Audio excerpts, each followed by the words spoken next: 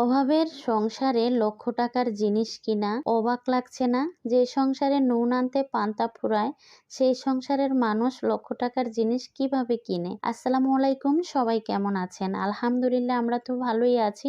নতুন আরেকটি ভিডিও নিয়ে চলে আসলাম। আশা করি ভিডিওটা সবার ভালো লাগবে। কাছে এবং দূরে যে যেখান থেকে আমার ভিডিওটা দেখছেন, প্লিজ একটা লাইক দিয়ে পুরো ভিডিওটা দেখার অনুরোধ রইল। ভিডিওর শুরুতেই বলেছি যে অভাবের সংসার, পরিবারের 3টা মানুষের দায়িত্ব যখন একটা মানুষের উপরে থাকে, সেই সংসার অভাবের হবে না তো কি হবে? প্রত্যেক মাসে যে বেতনের টাকাটা পায় সেটা তো সংসার চালাতেই হিমশিম খেতে হয়। তার মধ্যে কোনো জিনিস কিনা, এটা তো বিলাসিতা ছাড়া আর কিছুই না।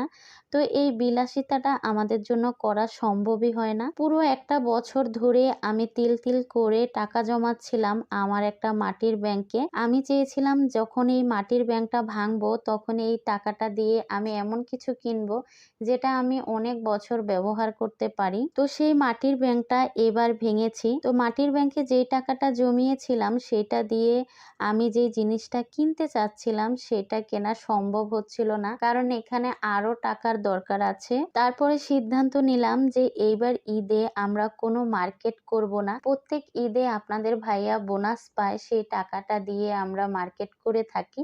তো এইবার ঈদে আমরা কোনো মার্কেট করব না, সেই টাকাটা দিয়ে আমি আমার পছন্দের জিনিসটা কিনবো। আপনাদের ভাইয়াকে অনেক বোঝানোর পরে সে রাজি হয়েছে। তারপরে এই তো আমরা মার্কেটে চলে এসেছি। তো যেগুলো পছন্দ হচ্ছে সেগুলোর অনেক দাম, আবার যেগুলোর একটু দাম কম সেগুলো আমার পছন্দ হচ্ছিল না। ভিডিওর শুরুতেই বলেছি লক্ষ টাকার জিনিস। বর্তমানে বাংলাদেশে কোটি টাকার ফার্নিচারও আছে, লক্ষ টাকার ফার্নিচারও আছে, আবার 1000 টাকার ফার্নিচারও আছে।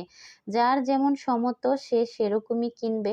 আমার যতটুকু সামর্থ্য আছে আমি তো ততটুকুর মধ্যেই কেনার চেষ্টা করব। সামর্থ্যর বাহিরে তো আমি যেতে পারবো না। আমার যা আছে তা নিয়েই তো আমার চলতে হবে, তাই না? তো আজকেও আমরা কিনতে পারিনি, বাসায় চলে যাব। আর আমার 2 ছেলে একটু বসে সাব স্যান্ডউইচ খাচ্ছিল। ওদের মনটা খুব খারাপ। প্রত্যেক দিনই এসে ফেরত যেতে হয়, এই নিয়ে আমরা 3 দিন এসেছি জিনিস কিনতে, কিন্তু কিনতে পারিনি। আমার বড় ছেলেটা এত বেশি লক্ষ্মী। আমার বড় ছেলে আজকে ওকে নিয়ে বের হওয়ার পরে ও বলছিল, আম্মু তুমি কি খাবে? তুমি যেটা খাবে আমি সেটাই কিনে দিব। আমি জিজ্ঞেস করলাম, বাবা তুমি টাকা কোথায় পেলে? আমার ছেলে বলতেছে যে প্রত্যেক দিন আমি যে ওকে স্কুলে যাওয়ার সময় টিফিন খাওয়ার জন্য টাকা দিই, সেই টাকা থেকে কিছু টাকা ও সেভ করেছে, আর সেই টাকা দিয়ে আজকে আমাকে খাওয়াবে বলছিল।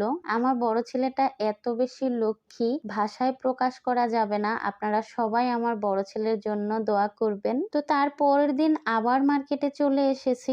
আসার পরে মোটামুটি একটা ফার্নিচার আমাদের পছন্দ হয়েছে, তো সেটাই কিনে নিয়ে আসলাম। এই তো আমার বাসায় চলে এসেছে।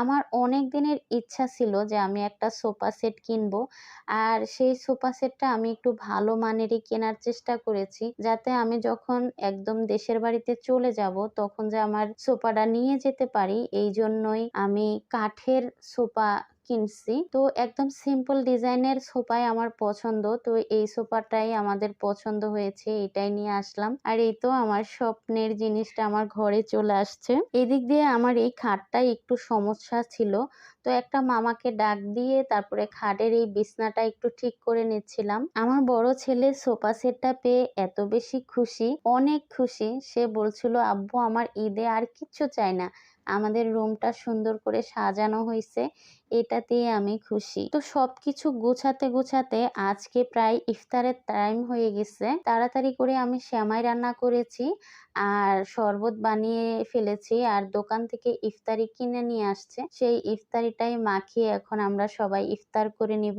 তো আজকের ভিডিওটা এই পর্যন্তই ছিল। আপুরা, আপনাদের কার কার কাছে আমার সুপার ডিজাইনটা কেমন লেগেছে প্লিজ কমেন্টে জানিয়ে দিবেন। আসসালামু আলাইকুম, আল্লাহ হাফেজ।